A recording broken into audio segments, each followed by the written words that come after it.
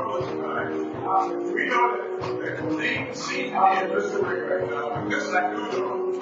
You are still out, and we love you. Yes. And we're going to keep our eye on the prize, Father, because I know that whatever we go through is for our good. It's for our good.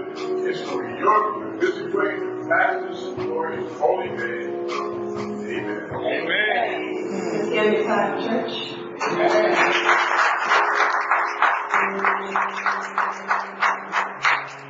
Each of you should give what you have decided in your heart to give, not reluctantly or under compulsion, for God loves a cheerful giver.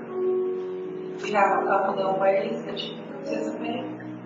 If you would like to use PayPal, you can go to www.grucc.org/giving. For bill pay, you can contact your bank. For Cash App, $GUCC 2500. If you have a check, you can mail it directly to the church. And for Zelle, revseaton@grucc.org.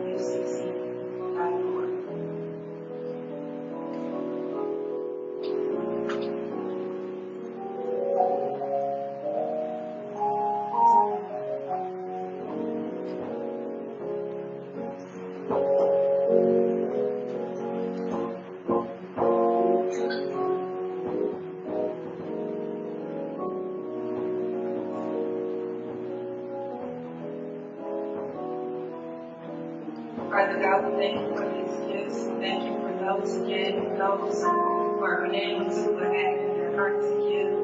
We ask that you multiply these gifts and these as you see fit for your kingdom. In Jesus' name we pray. Amen. Amen.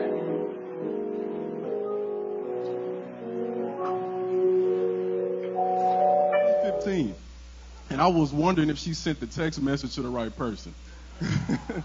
Because I had been teaching for about 4 or 5 years at that point, but I was just, I was teaching. I wasn't speaking. So I wasn't sure what she was talking about. And it took me about 4 months. And I eventually said, yeah, I guess. And lo and behold, that same year, I dealt with something that pushed me completely out of my comfort zone dealing with a hate crime. And it was just like, I felt like I would be completely selfish if I had something to say that helped me get through something. I didn't tell somebody else about it, because that's what God does, right? And what's ironic about that is today I'm speaking about a brother who never held his tongue when I'm talking about Malcolm X. And I think that at this point in time in history, we need to have that same spirit that spoke through him, that told him, and although of a different belief system, spoke some truth that is applicable to all of us as human beings. And when I look at this verse, and I want us to revisit this real quick, Proverbs chapter 18, verse 2 through 7 and 20 and 21. Starting with verse 2. Fools find no pleasure in understanding, but delight in airing their own opinions. I want y'all to just think about the last 5 years, or maybe just the last last decade period. And I want us to remember and just think that, and something I tell my students all the time, y'all, when I'm speaking in public, that we have been made to believe that things got better in 1968. We have been taught to believe that things got better when the man who stood on the highest plateau for us was assassinated. And the hypocrisy in that, it cannot be stated enough. You're telling me that we progressed at a point in time where y'all assassinated a man that stood up for us, and then the next decade, a group that came out of that movement, the Black Panthers, who fed us, the reason why we have free food in school, not the government, they started that first. You destroyed that group, but yet things got better in 1968. See, again, fools find no pleasure in understanding, but delight in airing their own opinions. Some of these fools had to get banned from social media. And other people who spoke from the highest plateau against them as well got banned for speaking the truth. I'm glad I got my timer right here, y'all, because I already feel it. When wickedness comes, so does contempt. And with shame comes reproach. The words of the mouth are deep waters, but the fountain of wisdom is a rushing stream. It is not good to be partial to the wicked and so deprive the innocent of justice. I'm not saying this. This is God's word right here. It is not good to be partial to the wicked and so deprive the innocent of justice. What is our experience here in America? What is the experience that we've had time and time again? What is the experience that we see of people in Palestine right now? Being impartial. We're saying, well, maybe we should be kind of nice to them. Well, we can't be too mean. We can't tell them how it really is. Whether you tell them how it really is or not, it don't matter, because we still going to deal with the reality of how they really felt it was and how they treated us before. The lips of fools bring them strife, and their mouths invite a beating. The mouths of fools are their own undoing, and their lips are a snare to their very lives. Going to 20. From the fruit of their mouth, a person's stomach is filled. With the harvest of their lips, they are satisfied. Are we speaking things that are fruitful? Are we fruitful in ourselves? Meaning, are we giving something that can be multiplied and can nourish and feed people? The tongue has the power of life and death. Don't forget that part right there. The power of life and death. How many people have died? How many lives have been destroyed by the lies that people have said from the highest office in the land, time and time again, with utter disregard for our lives, because we thought that things got better in 1968. And some people were a little bit nicer in how they explained racism, by talking about people in poverty or people in the projects, or talking about people who are thugs and so-called criminals. But then we had somebody in the last president that came out and told you how it was, and by the time we picked up on the game, it was a little bit too late. So we thought. The power of life and death. And those who love it will eat its fruit. Sometimes it could be fruitful, healthy for us, fresh fruit. Sometimes it could be spoiled. You know, when I go to the grocery store, now I love this place around us called Fresh Time. And they got these amazing Honey Crisp apples. Anybody? Because Honey Crisp apples to me are the greatest. But when I grab the bag of Honey Crisp apples, I have to do a double check. I got to look around. I got to kind of pick them up like this, because sometimes they leave the apples out there a little too long. It might be some mold on the thing, might be spoiled. Because if I take it home and bite into it, don't pay attention, that's the power of life and death to me right there in that moment. See, when we speak something, as people who are made in the image of God, we have the free will to choose what we want to say and speak. But when God says something, it's life.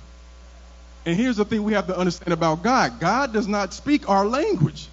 God speaks every language. The languages come from God. Sometimes we don't even speak languages and we communicate. We know how we do. I see you in the street. What's good? We head nodding. Communication, how you reacted in a situation, how your body gets tense. So when God was speaking, I'm sure it wasn't in Old English, one of the newest languages in the world. But think of the times God spoke, and we talk in Genesis now. Genesis chapter 1, verse 3, and God said, let there be light, and there was light. Verse 6, and God said, let there be a vault between the waters to separate water from water. Verse 9, and God said, let the water under the sky be gathered to one place, and let dry ground appear. Verse 11, then God said, let the land produce vegetation, seed-bearing plants, and trees on the land that bear fruit with seed in it, according to their various kinds. And it was so. I'm sure he wasn't speaking English, not even Spanish. But it was so. It was communicated from the metaphysical to the physical, and it became. There was nobody here stepping on the fruit, poisoning the fruit. It was there. Verse 14 and 15, and God said, let there be lights in the vault of the sky to separate the day from the night, and let them serve as signs to mark sacred times and days and years. And let them be lights in the vault of the sky to give light on the earth. And it was so. Verse 20 and 22, and God said, let the water teem with living creatures, and let birds fly above the earth across the vault of the sky. So God created the great creatures of the sea and every living thing with which the water teems and that moves about in it, according to their kinds, and every winged bird according to its kind. And God saw that it was good. God blessed them and said, be fruitful, multiply. 24, and God said, let the land produce living creatures according to their kinds, the livestock, the creatures that move along the ground, and the wild animals, each according to its kind. This is all before us. We're not even here yet. But God is laying the foundation for us. He's speaking in the metaphysical to the physical.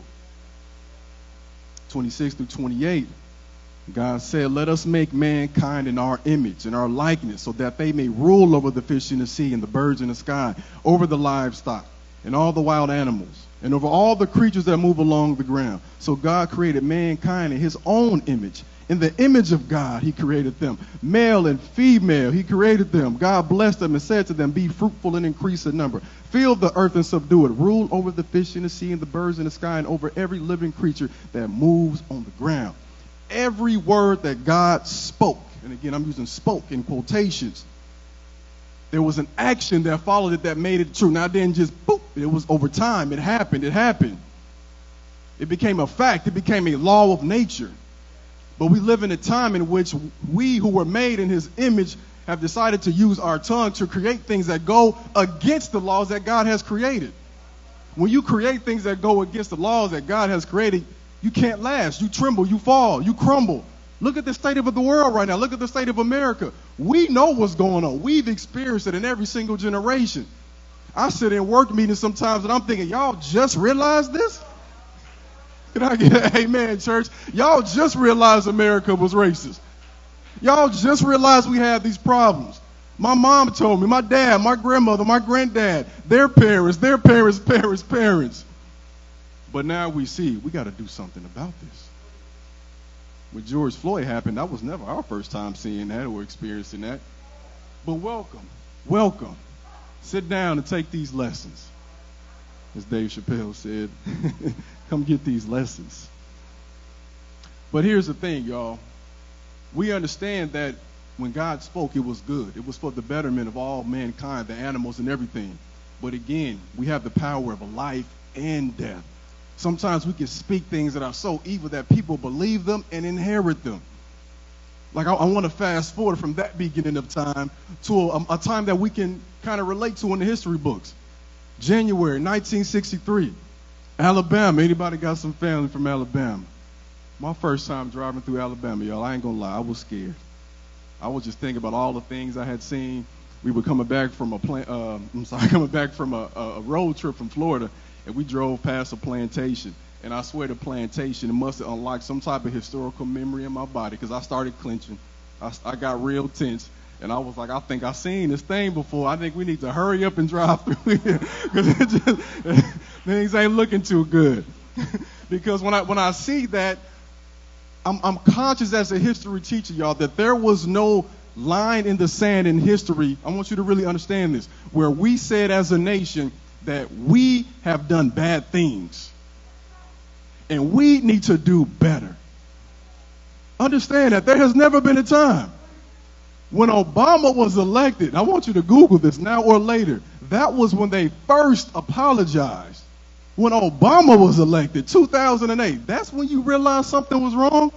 2008, slavery so-called in 1865. Dr. King was assassinated in 1968. 40 years later, you said, well, look, since we have a black person in office now, maybe we did something wrong to prevent this from happening a little bit sooner, because Obama wasn't the first qualified person.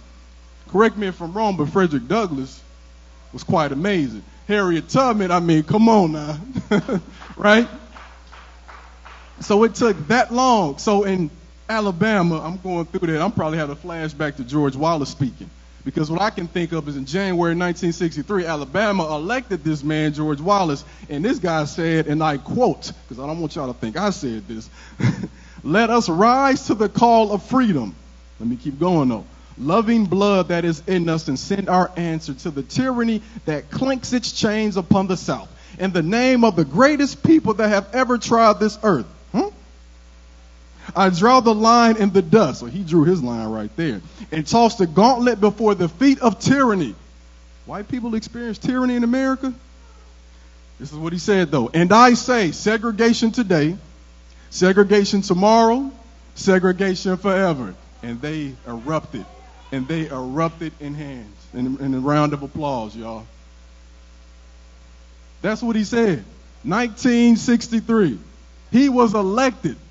There are people who voted for him in Alabama that are still around right now. And maybe they have changed. They could have changed. There are some who lived there and came up here to live.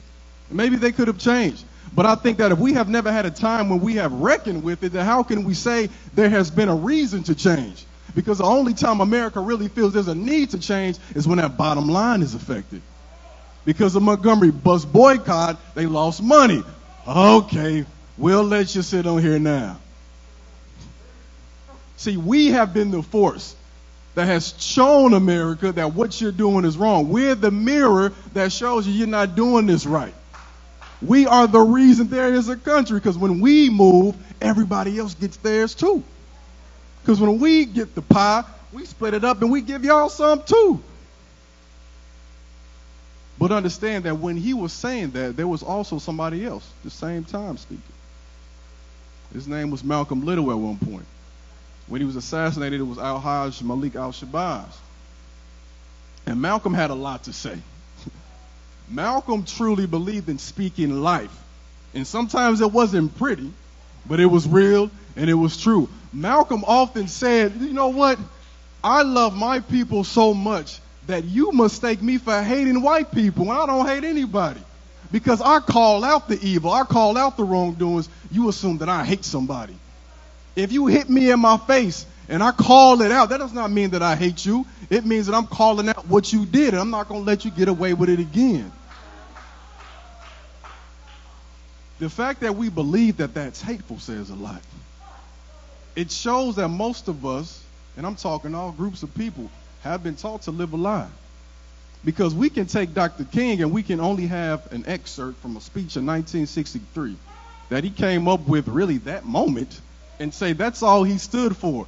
Because what we can also do then is say, well, look, he was all about a dream and not judging people about the tone of their skin. And then somebody who agrees with George Wallace can flip that into meaning something that supports them. And then they can say Malcolm X, who if you can't really take any of Malcolm's speeches out of context, really.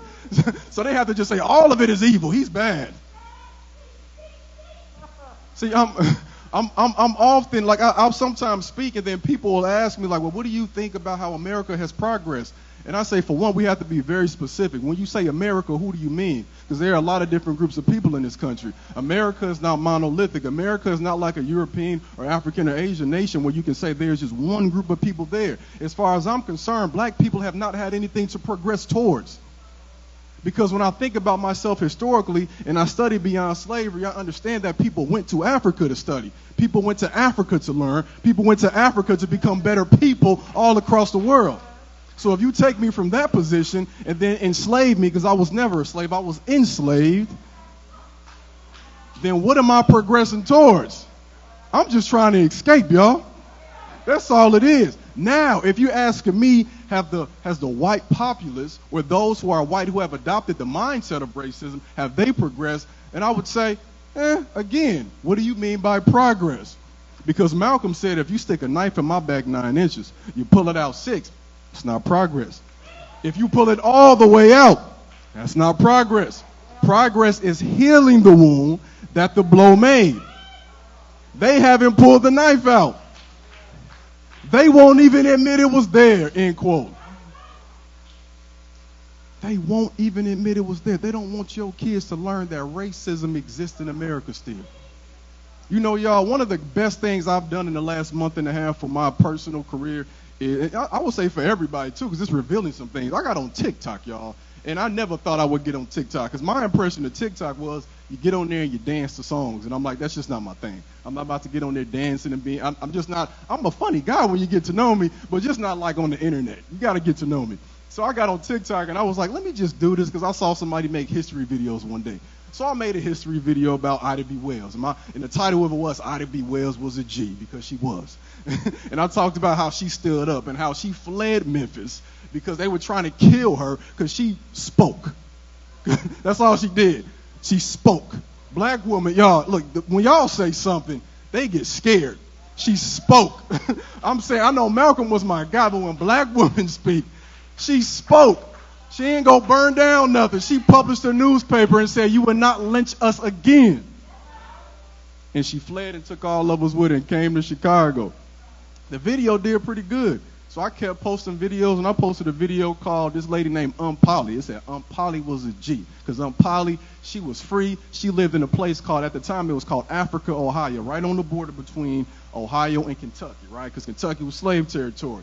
And she had a whole bunch of land, right? And when she was free, she would notice that after 1850, you know, at that point, anybody who was white could capture a black person and sell them into slavery, the Fugitive Slave Act. Now, what that meant was, even if you were never previously enslaved, you can be sold. Did not matter. You just black, you're guilty. That sounds familiar, right? 1850. So she noticed that some of the white folks that helped her, because there were white folks on the Underground Railroad that assisted, she noticed that there were some white folks who never actually did that, and what they were doing was tricking people and then actually selling them back. Something she did was she started to carry a butcher knife with her. And don't ask me how she did the next thing, because I don't know. But then she also carried boiling water with her. That's what the story said. I don't know how. Those pots, though. I know my water, this can keep some stuff cold for a long time. So I'm just saying, well, I don't think we just discovered this technology now. So she would dress like an older woman. And when she would see these things happen, she had like a big coat on her, and she would stab them. She would fight back, stabbing them. Or if she had the water, it was still, bam, throw it on them. And when I posted that video, it took off. I'm just like, this is just history. Now, mind you, I just learned it about 2 months ago myself. So I think the initial shock was that nobody had actually learned this before, and they were shocked in that. But when I was going through the comments, I'm at a point now, y'all, if you know my story, I've seen so many hateful things. Sometimes it don't really even bother me no more. I just kind of laugh at it. So I see some of these comments, and I'm like, people are really mad that I'm just, oh, that was a long time ago. Oh, that was, okay, and so was the 4th of July. You celebrate it every year. So we're going to talk about it. So I'll show stories like that, and I see people in there talking about, well, blah, blah, blah, racism doesn't exist. And I'll post a story about a lynching that happened in 1915. A black man, Anthony Crawford, got his land taken, his land stolen, 50, 60-something acres. He went to town and said, look, I'm going to sell these cotton seeds. They tried to rip him off. He said, give me my dang, and he didn't say dang, money back. And the audacity of you is what they said. They lynched him. His family fled, did not get the land back. Guess where they fled? To Evanston. I'll post that. Oh, that was a long time ago. Why are you bringing up old stuff? I don't treat you like that. I got black friends. These are all in the comment section. So we'll think that, yo, people understand that racism is a problem, especially after last year, but you will be sadly mistaken, y'all. You know how it is on some of these YouTube, Facebook comments, right? People think that we have progressed because we have been taught the lie that things got better. The civil rights movement was the last chapter. No, y'all, it's a continuation. It's one part of the story. If you cannot admit there's a problem, then we can't solve it. And where do we as black folks go for help? And I think Malcolm would tell you that, look, if we're looking for somebody to save us, who's in office right now, 46 different presidents, we got to do it ourselves. Understand that when you see Lyndon Johnson signing something, it was because he was forced. When you saw Abraham Lincoln, and I hate even saying this, free the slaves, it was because Frederick Douglass forced him. It was because Harriet Tubman was doing something before that. It was because John Brown did something. It was because Nat Turner did something. Then Mark Vesey did something. Aunt Polly did something. Those in power would never give you a piece of that pie unless you demand it. And that's what we have done continuously. So the progress is really, y'all, we just reclaim. I tell kids, you don't need progress. Reclaim your crown. Reclaim what's inside. You just have to find it. There is nothing. You can't buy it on Amazon. Prime is everywhere, but you can't buy this. They ain't going to deliver it the same day. What Gil Scott-Heron say? The revolution won't be televised. It's not going to be there. It's inside of you. Do you realize what you've come from? I think sometimes I got to just remind people that you were chilling, minding your business. I was telling some kids the other day on Thursday, like, yo, they said Africa was starving when I was growing up. But what's interesting about that is in Africa, the climate is so warm and vegetative that you can plant stuff all year round. So how is it possible that they ain't got food to survive unless somebody came there and took it? Right? How are we broke but gold comes from there? How are we broke and diamonds from there? And every woman in this country who gets married has one. And in Europe. So something ain't adding up. We've been taught wrong. Progress. When I think of progress, I drive through Naperville, and I'm like, whoa, this is a huge church. How do you feel about black people, though? I'm sorry, I just be thinking that. Because I see huge churches, and I see people still starving. I drive past a brother every day on the way to work, and I'm just like, for me, I know some of y'all are like this too, like it eats at me. His brother is sleeping outside of a former closed-down restaurant, blankets all around him, some bottled water, some things maybe people have dropped off, and it just gets to me because we can have churches that, you know, have hundreds and thousands of members, bringing in millions of dollars, and people are still starving. And cities will say, we don't need a shelter for them. We don't need to do this for them. My question really is, look, because I know the black church historically, like that's the core of our culture here, of the revolution. But my question is, what is the white church doing? I was thinking about this the other day, because we can think historically there's so many black ministers that stand up and speak for us. Reverend Melody Seaton, Reverend Ozzie, Jeremiah Wright, Otis Moss III, Otis Moss Jr., you know. We can go down, we can keep going, And I was thinking to myself one day, outside of Father Flager, what prominent white ministers do we have that speak up? That speak up to their white congregations. When I say white church, I mean it's in the white neighborhoods, mostly white people. And Father Flager is speaking in our community. So where is the equivalent of a Reverend Seaton? Where's the equivalent of a Ozzie Smith, Jeremiah Wright in Naperville? Where is that at? In Schaumburg, in a suburban area of New York, in Beverly Hills in California. Who's out there saying that white folks got to do better? I'm just wondering, because we've had to bring out the very best in us just to survive and just to be here. These men got assassinated at the age of 39 so that we can live and be here. There were ministers who were white marching with Dr. King. But as we stand right here, right now, I'm saying, where you at? What are you using? How you using your voice? Are you redistributing the wealth? Are you going to the other side of town that was segregated? Because George Wallace said segregation now, segregation forever. And understand, when they say that, they ain't just talking about get away from me. They saying keep your money, right? We gonna keep the resources segregated. You paying the same taxes, but your school don't look the same. We going to the same restaurant ordering the same thing, but your food look way different. What's the problem with that? And here's what I understand, y'all. Here's what I really want us to do some search, some deep meditation on. I think we feel, as black folks, that when we get to a certain level, we made it when we can move, right? I'm talking to somebody. We made it when we can move out the neighborhood, or we can go live with white folks, or with another nationality, or we can get a bigger house. We've assumed that. At one point in my life, I assumed it too. But then you begin to think that, and that's just a part of our culture, we ain't free unless we all free.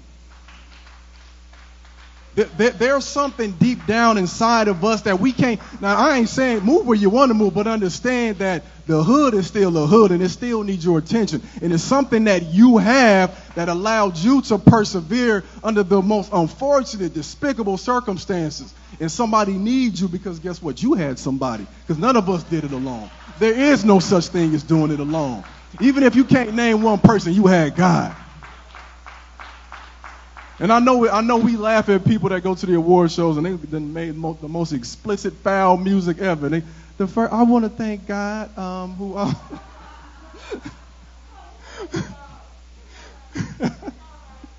they being real though. Now they may not have fully manifested it positively, and they may in some ways be speaking death instead of life, but we all had somebody. Matter of fact, Malcolm said, I'm convinced that in order to translate this determination into a dynamic force and the cause of human progress. Let me pause right there. He was educated in prison, right? Conditions of peace and security must be established and maintained. And by conditions of peace and security, we mean we have to eliminate the barking of the police dogs. We have to eliminate the police clubs. We have to eliminate the water hoses. We have to eliminate all of these things that have become so characteristic of the American so-called dream. These have to be eliminated. Then we will be living in a condition of peace and security. We can never have peace and security as long as one black man in this country is being bitten by a police dog. No one in the country has peace and security. End quote.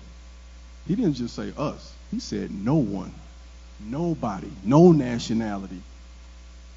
No nationality has peace and security until we have peace and security. We have to think about that because the perception is that racism is a black problem. No, did not create it. We deal with the effects. We deal with the most obvious impacts of racism, but it's not our problem. We have to figure out how to move around it. We have to figure out how to be great in spite of. Any black success story, y'all, is a miracle. You understand? Like what, again, a miracle. Literally, every group that is over here chose to come. We didn't.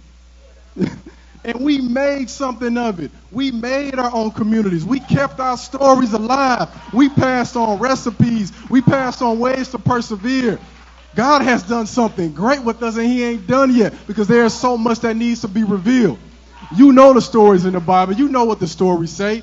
We will be used to show his glory and greatness, and we have been, and we will continue to be. But this country cannot fully be healed until the ancestors of those who have benefited from that oppression can realize that there is something that hurts deep down inside to understand that too.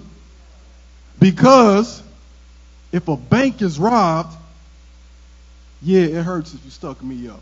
You took all our money. My kid's going to suffer. I might not get that check. But deep down, you know giving that money to your kids ain't right. You know the pain that you caused that bank ain't right. You know everybody that was dealing with trauma and still dealing with trauma, you know it's not right. Because since that bank was never restored, every teller in there is on edge every time they walk in. They ready to press that button. They got their gun nearby. They probably got several because they don't know. And when you come in, they thinking you might be on the same thing. And you thinking, oh, this person is so aggressive. Oh, what's wrong with them? Why are they so tense? Why are they so loud? And then on the flip side, how do they still find a way to celebrate? How do they still have a song to sing? How is it that they created so many inventions in this country? How is it that they persevered to the highest office in the land? How is it that they created all of our culture? How is it that they wrote all of our songs? How is it that they did this? But it has to be rectified. See, and Malcolm wasn't just saying like, yo, everybody's impacted by this, but he was very firm. When he spoke it, it was like God told him that the law is this. It was like, no, it's not somewhat peace. It's not somewhat justice. It's not, okay, yeah, he was convicted, he should get life. Oh, well, he got 10. That's good enough. Malcolm is like all or nothing. Take it all the way out. Acknowledge it. Help heal it. Come back and nurture it. Make sure I'm good. Give me my resources. I shouldn't even have to pay for the health care I need to heal the wound. What's the mindset he had? What's the mindset that put him in that spot? Remember, Malcolm's father was killed by the Klan when he was 6 years old. His mother was taken from his home when he was 13. He was moving from house to house. He resorted to a life of crime, not because that was his destiny. That was because that was what society created. You know, I came across this quote. This quote said, look, if a flower is trembling, if a flower is not growing, you change the environment the flower's in. You don't say, what's wrong with you, flower? What's wrong with this rose? I keep giving the rose water. It just won't grow. Unbelievable. Unbelievable. You don't try to tape it up. You say, well, maybe it's not getting enough sunlight. Oh, I didn't actually put it in soil. That might be the problem right there. See, Malcolm grew up in a hostile environment. Father was killed at the age of 6, lynched at the age of 6. Yet and still by middle school at a majority white school, he's the class president. He has straight A's. What you want to be when you grow up, Malcolm? I want to be a lawyer. Teacher said, no, you can't do that. It's no job for an N-word. What's crazier when you think about it is the fact that I wonder if that teacher knew that there have been black lawyers in America already. I wonder if that teacher knew that law was practiced in Africa, Timbuktu, West Africa. I wonder if that teacher knew that the number one commodity traded amongst cultures and tribes in Africa were books. Books. Books.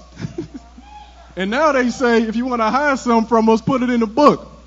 And they said we were stupid, couldn't read. Did it ever occur to anybody that when we came over here, we weren't speaking English? So yeah, we couldn't read it. Maybe we spoke Arabic, maybe we spoke Yoruba, but we spoke something because language came from there first. Because when people came to Africa to learn, how did they communicate? Wow. So when Malcolm was speaking, he said, we want freedom by any means necessary. When God spoke that from the metaphysical, this is going to be what it is. Nothing you can do to interfere. We want justice by any means necessary. We want equality by any means necessary. We don't feel that in 1964, 2021, living in a country that is supposedly based upon freedom and supposedly the leader of the free world, we don't think that we should have to sit around and wait for some segregationist, racist congressman or president and senators and a president from Texas, where he from? New York, in Washington, D.C., to make up their minds that our people are due now some degree of civil rights. No, we want it now. Or we don't think anybody should have it. They don't want you to learn that in school. What you mean? Because the basis of American wealth is the denial of our freedom so that white, and not even just all whites, that's the trick right there. Wealthy whites. Because poor whites have been disenfranchised on the class side. And what we don't realize is that white folks who are poor in the South, we're talking Alabama and Mississippi, the poverty rates are high. They outnumber us. They're impacted by it too, but they'll vote against their issues every single time to keep us down on this imaginary caste. If we don't have freedom, you don't either. Because you paranoid thinking every time that you turn your back that we're going to be waiting behind you ready to blow up something. We could have been done that. We in it for the long run. We know what God has put here, what God has ordained us with. We're teaching our kids certain things because these are values that are transferable to any part of life, physical and the metaphysical. Because my story wouldn't be possible anywhere else. Our story wouldn't be possible. We are an example to the world. When people are fighting for justice across the world, they go to the history books, they study us. They study what we did. Dr. King studied Gandhi. What were they studying? Us during the civil rights era of the 1800s. We've been fighting for this since the 1500s. And we still here. The perspective, being stolen. On slave, can you imagine, for anybody that's been overseas, I have not yet, but when you flying over that ocean, millions didn't make it. Not thousands, millions. We talking millions in terms of Chicago's population. Millions in terms of New York and LA didn't make it. Some were thrown over, some committed suicide. Just imagine. But something inside told your ancestor to keep going. Spirit of God spoke, keep going. And I can't imagine being in that situation. So what the other ancestors did, I get. George decided to keep going. There's something being spoken. There's this illusion, y'all. The illusion of white privilege. And I feel I have to say this because I say an illusion because is there privilege in benefiting from slavery, racism, genocide? I feel as though the word in some ways it's a euphemism in some ways, or in some ways it desensitizes us to the reality of it. It's like when I teach my kids about what happened to the Japanese Americans here during World War II. They call them Japanese internment camps.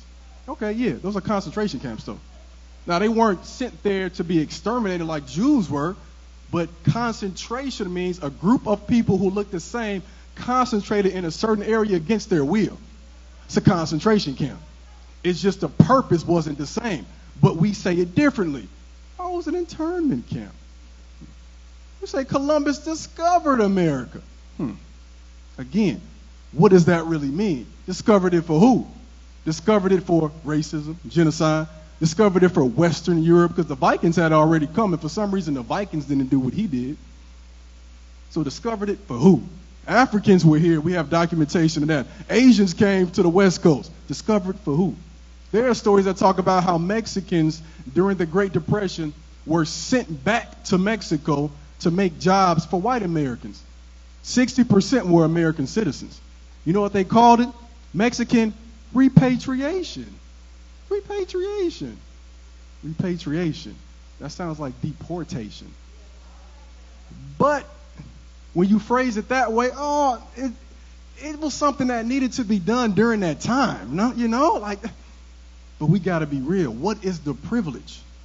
You robbed the bank, never had to pay up. Are you going to tell your kids that was a privilege? I don't want that privilege. I don't want a white privilege. I want equity by any means necessary. I want my people to have everything that they deserve. The people that look like me, people that don't look like me. That's what God said. That's what God spoke through a Malcolm, spoke through a Martin, spoke through Harriet's feet. That was something that was already ordained. We see the imbalance. We see all this stuff going on because things have not been made right yet. But how did we get here? I've been touching on the surface, y'all, with education. How many of y'all, you could clap your hands or raise your hand, how many of you all learned about Malcolm in school? Okay. And I want you to think about how you learned about him. Now, I'm just speaking from my own experience. When I first started teaching, I would ask my students, what do you know about Malcolm? What do you know about Martin?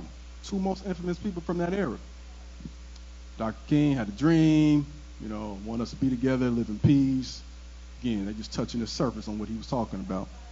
But almost always, Malcolm X, either they never really talked about him or he was violent.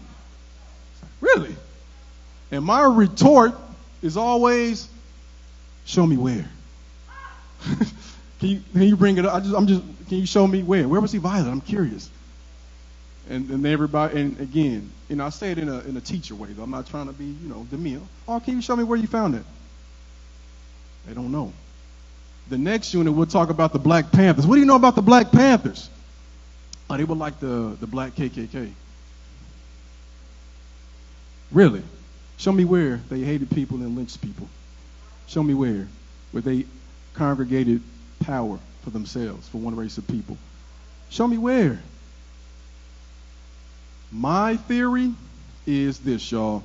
When we talk about police reform and everything, I'm an educator, so I can only speak on that to so much, right? Police reform, police abolitionism, I've heard it all. I see all the perspectives. True change won't happen until America begins to heal. And what I mean by heal is admit was wrong. And you have to start really in the house. You start in the house. You start in the church. But we can't control that. You continue in a school. Every child in America has to go through a school, even if it's a private one. But in America in 2021, they don't even want your kids to learn that racism is a thing. Critical race theory. They don't even know what it's about, but we don't like it. What is it? I don't know, but we don't like it. What's the problem? So what they're saying to you and I is that everything that American students have been learning up until this point is good and is just. My theory as an educator is it is everything that has led to the problems that we have now, or rather the continuation of them. Because if I come from a household where everybody has had, let's say, we talk about like heart disease and high blood pressure and everything, and we were taught growing up that was something that was genetic. But in reality, it's something that it's habitual. It's passed down. The eating habits are passed down, right? So we have been made to think that only the pill could cure it, but sometimes what it really is the education of how we eat. Because again, I don't have the stats, but I'm just going to say that we probably did not have those same issues in West Africa. High blood pressure, diabetes. I don't think that, I know we weren't perfect, but I'm just saying, why would we have it? So if you begin to learn how to eat differently, you can change the trajectory of your life and your family's history moving forward. So if we begin to change how we digest knowledge, I'm living proof of it myself. When I graduated college, I was 240 pounds. And I'm just like, well, I'm just big boned, I guess. Literally, my wife, she was told by a doctor that you're going to have to take pills because you have a gluten intolerance. A naturopath said, just take this out. 6 months later, doctor said, you good. I don't know what you did, but it worked. So there's something to it, changing the knowledge that we digest. Malcolm said, education is an important element in the struggle for human rights. It is the means to help our children and our people rediscover their identity and thereby increase their self-respect. Education is our passport to the future. For tomorrow belongs only to those who prepare for it today. What are we teaching our kids? Because if we're not learning it in school, they're going to learn it from the media. Then the media said, Malcolm said, the media is the most powerful entity on earth. Not America, on earth. They didn't have social media back then, but he kind of knew, right? They have the power to make the innocent guilty and to make the guilty innocent. Do you know that before that footage got out of George Floyd's murder, lynching, they said it was because he overdosed. He resisted. In 2020. They have the power to make the innocent guilty, the guilty innocent. They spent the whole time. What do you need a trial for? But it's protocol. It's protocol. They spent their whole time defending Chauvin. That was their job. Their job was to speak death, not life. They spoke death. He deserved it. He was this. He had a criminal record. He got arrested before. What is a crime in a country founded on criminality and where it's constantly being perpetuated? In Mississippi, I saw a story the other day. This brother has a life sentence, 3-strike law, for marijuana possession. What is a crime in a country where criminality is the foundation? Where a few states to the north, you can be a multi-millionaire. Illinois, selling weed legally. And guess what? Once you get out of prison in most states, if you got that record, you can't even get a legal license. And even if you can, you priced out of it because it's too expensive. What is a crime in America? I'm really confused on how we describe. What's the benchmark? When do we start qualifying things as a crime? Again, was it 1968? That's when we started judging things differently. Because it was a crime to drink from a water fountain. My parents and my grandparents were alive during this time. Rosa Parks, what she did, it was a crime. Reading a book at one point in time was a crime. Playing the drums in America at one point in time was a crime. So what is a crime? I used to look at it so differently growing up, like, man, why my dudes on my block doing this? Why they selling this? Why they selling that? And I still don't condone it. But when you look at how the drugs were placed there, and my dudes ain't never been off the block, the guns were placed there, you can't even buy them in Chicago. It's a setup. It's a setup, and it's still happening. Critical race theory. They say, and I quote, we don't want our kids to be taught that America is a racist country. What do you want them to be taught? We don't want our kids to be taught that they are oppressors. Nobody said your kids were oppressors. Benefit from it, yeah. If you don't stop that cycle, then yeah. It's something about like when these kids don't, my kids, their best friends are white and black and Hispanic now. They don't have an issue with this. I didn't have an issue with it. My white friends didn't have an issue with it. So at one point is the line in the sand drawn. Because I'm starting to think that we missed the memo. Because everybody else figured out that at this age, that's when you start to act white. And at this age, that's when you start to act black. And I mean black, not black. You didn't get the memo. It's being recycled every generation, like Texas, Arizona, Louisiana, Florida, Missouri, right next to us, Idaho, right next to us, West Virginia, North Carolina, South Carolina, Rhode Island, New Hampshire. These ain't all Confederate states, y'all. They are in the process of banning critical race theory. Oklahoma, it's been 100 years since Black Wall Street. Oklahoma, Idaho, Tennessee already banned it. Meaning that if a school district decides to teach that and somebody reports them, they could lose funds. 11 years ago, Arizona banned the teaching of ethnic studies because they said it taught kids to hate America. If the truth causes me to hate something, maybe you should be concerned more with what was done that caused me to hate it as opposed to me being exposed to that which might make me hateful. Because the problem is, not that I discovered it, the problem is you still want to do it. You mad that I found you mad that I found the map while you still trying to take the riches and the treasure.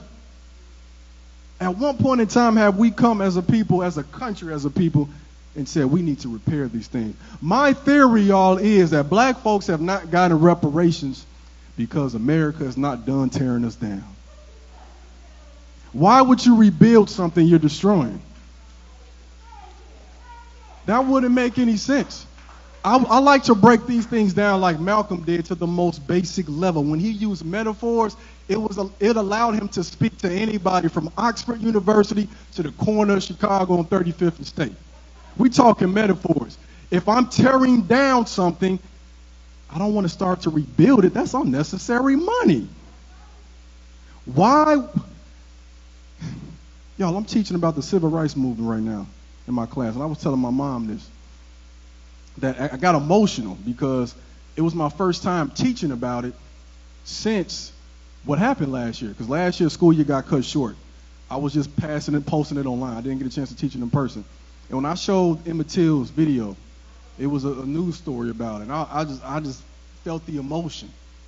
Like, because when the story was done in 2016, y'all. So they had no idea what was going to happen 4 years later. But the eeriest thing about reading history or reading the Bible is when you see the prophecy being fulfilled.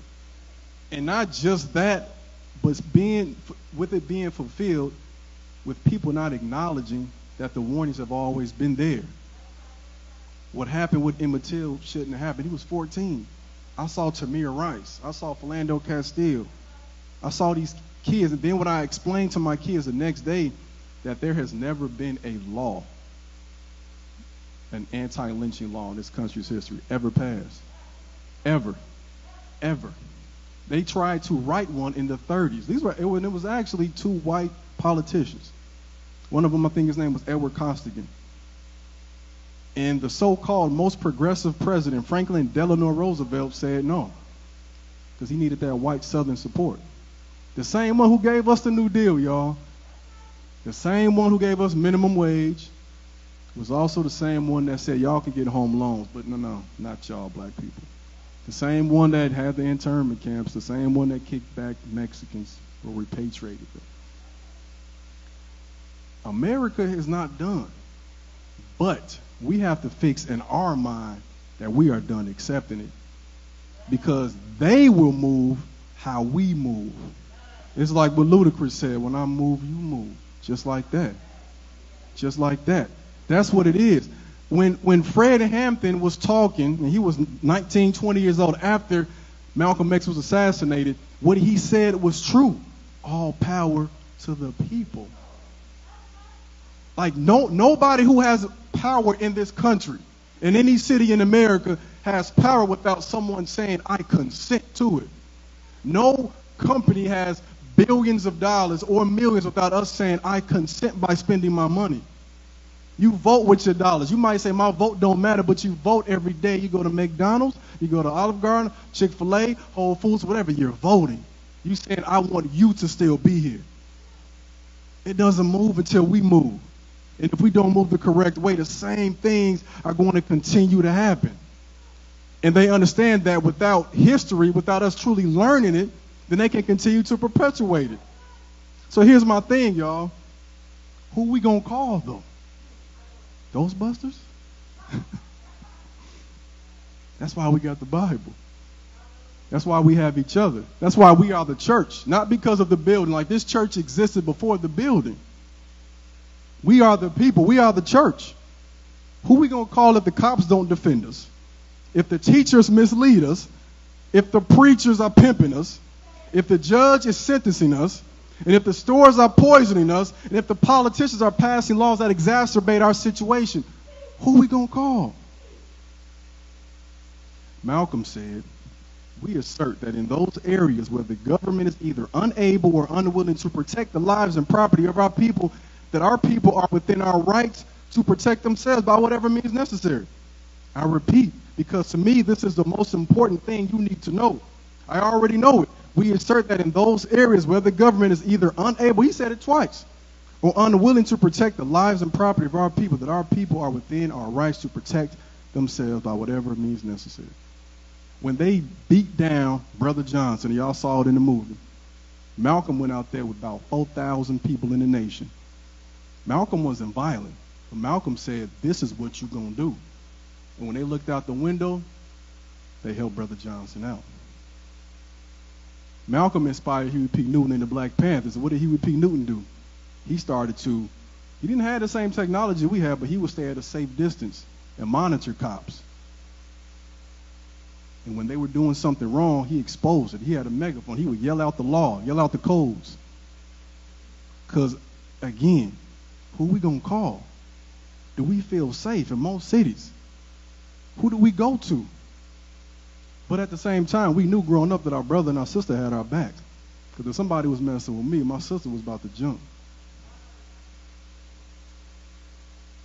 So if we are being taught by those who have been taught to despise us, and policed by those who have been taught to despise us, then we need to start looking inside and say that we got to take control of our communities and ourselves.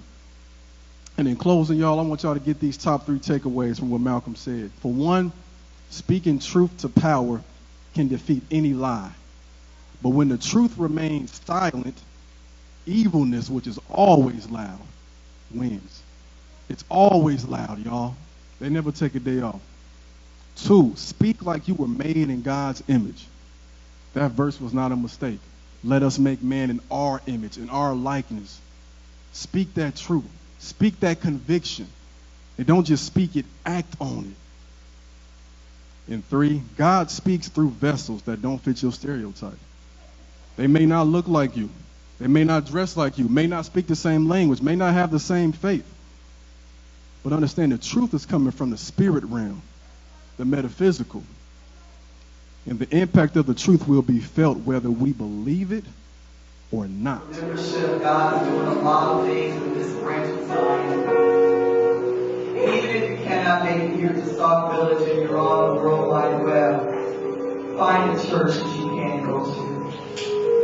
It's good to watch things on the media, on the laptop and on your phone. But it's something about being in the presence of the Spirit. The Bible even tells us that we should not forget the fellowship. And so we invite you into the fellowship of Grace Community Church of Christ. Yes. If you are watching us on the World Wide Web, you can go to www.grucc.org. There's an e-membership form there.